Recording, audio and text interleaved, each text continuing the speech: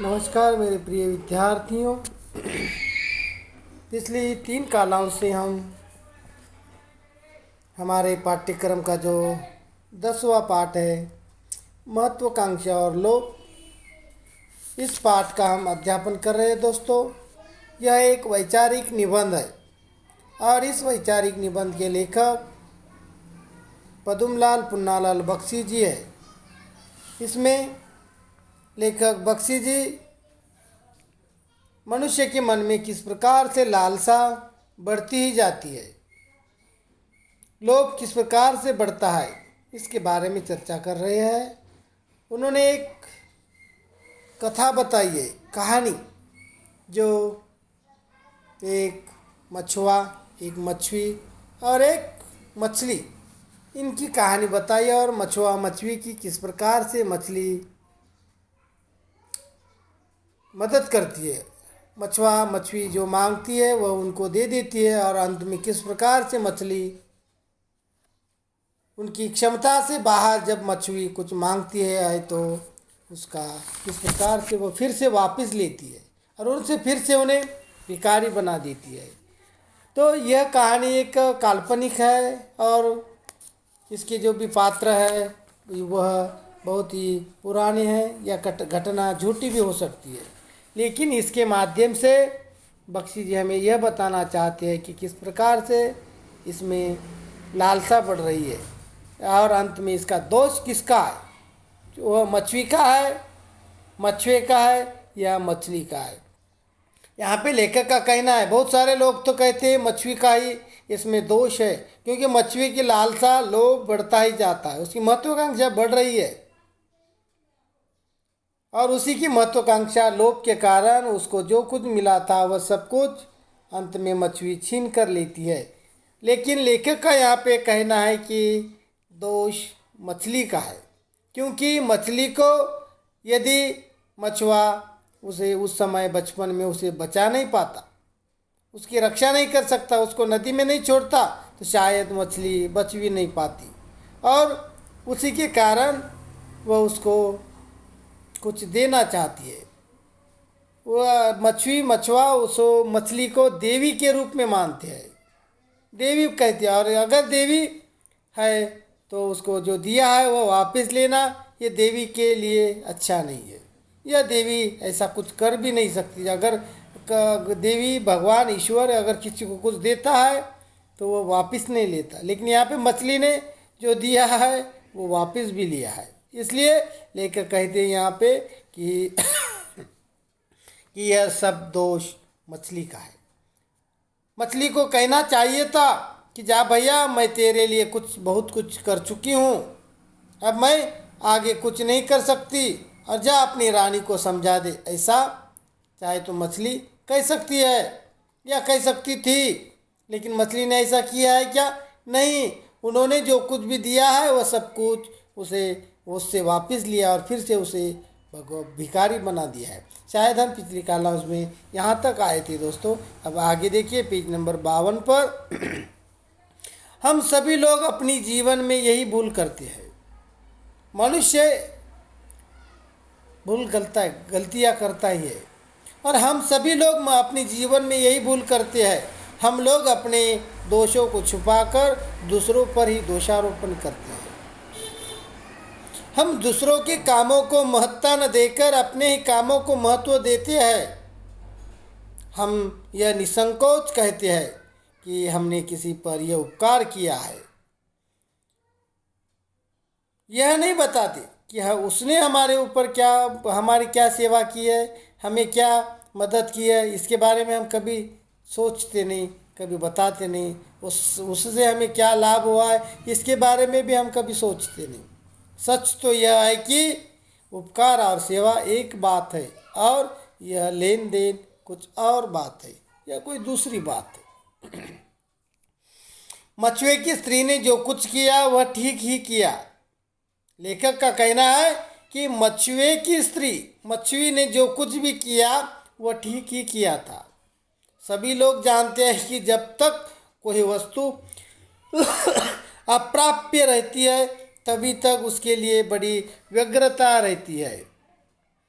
जो ही वह प्राप्त हो जाती है त्यों ही हमें उससे विरक्ति हो जाती है और हम किसी दूसरी वस्तु के लिए व्यग्र हो जाते हैं। लेखक बख्शी जी यहाँ कह रहे हैं, और मछली ने जो कुछ किया बिल्कुल ठीक किया, किंतु ये सब लोग जानते हैं जब तक हमारी कोई वस्तु अप्राप्य अप्राप्य यानी हमारे पास नहीं है, प्राप्त न होने योग्य है, तब तक हम उस वस्तु को प्राप्त करने के लिए व्यग्र रहते हैं। व्यग्रता यानी व्याकुलता। उस वस्तु को प्राप्त करने के लिए हम व्याकुल हो जाते हैं, और जैसे ही वह वस्तु हमें मिल जाती है, हमें प्राप्त होती है, उसके बाद उस वस्तु के प्रति हमारे मन में एक प्रकार की विरक्ति पैदा होती है या उदासीनता निर्माण होती है, और फिर हम किसी दूसरी वस्तु के प्रति व्यग्र होते हैं या किसी दूसरी वस्तु को हम प्राप्त करने की कोशिश करते हैं, उसके पीछे लगे रहते हैं। अतएव मछुए की स्त्री ने जो कुछ किया वह मनुष्य स्वभाव के अनुकूल किया, परंतु मछली ने जो कुछ किया वह अपने दैवी स्वभाव के विरुद्ध किया है। बिल्कुल सही कह रहे हैं लेखक यहाँ पे। अतः यदि देखा जाए तो मछुए ने जो कुछ किया, मछुए की पत्नी या मछुए की पत्नी स्त्री जो कुछ भी किया, उन्होंने जो जो डिमांड की, जो जो मांग की, पहले घर मांगा, फिर धन मांगा, फिर राजकीय वैभव मांगा, यह मनुष्य के स्वभाव में ही ऐसे गुण होते हैं, और उस स्वभाव के अनुसार उन्होंने जो कुछ किया वह बिल्कुल सही किया, ऐसा लेखक का कहना है। परंतु मछली ने जो कुछ किया, क्योंकि मछली को देवी मानते थे, और देवी या देव ईश्वर अगर किसी को कुछ देता है तो वो फिर से लेता है क्या? नहीं लेता है। लेकिन देवी स्वभाव के विरुद्ध मछली ने किया है। उसे तो मछुए पर दया करनी चाहिए थी, मछली को मछुए पर दया करनी चाहिए थी, उसे उसके उपकार को न भूलना था। मछली को उसके ऊपर मछुए ने जो उपकार किया था, बचपन में जब उसको एक गड्ढे में कीचड़ में फंस गई थी, उस समय मछुए ने उसकी जान बचाई थी। यह मछुए ने मछली के ऊपर किया हुआ उपकार था, लेकिन यह उपकार मछली याद रखी क्या? नहीं, वो भूल गई, उपकार को भी भूल गई। राजा बनने के बाद उसे एकदम भिक्षुक बना देना कभी उचित नहीं कहा जा सकता है। देखो, मछुए के कहने पर मछली ने मछुआ या मछली को रानी बना दिया, राजा बना दिया, और एकदम से भिक्षुक बना देना ये बिल्कुल गलत है, ये उचित नहीं कह सकते हम उसे। यदि मैं मछुआ होता, लेखक कह रहे हैं, लेखक पद्मलाल बख्शी जी कह रहे हैं कि यदि मैं मछुआ होता तो उससे कहता, देवी, मैंने जब तुम्हें जल में छोड़ा था तब मैं यह नहीं सोचा था कि तुम मुझे राजा बनाओगी। मैंने तो यह काम निस्वार्थ भावना से किया है,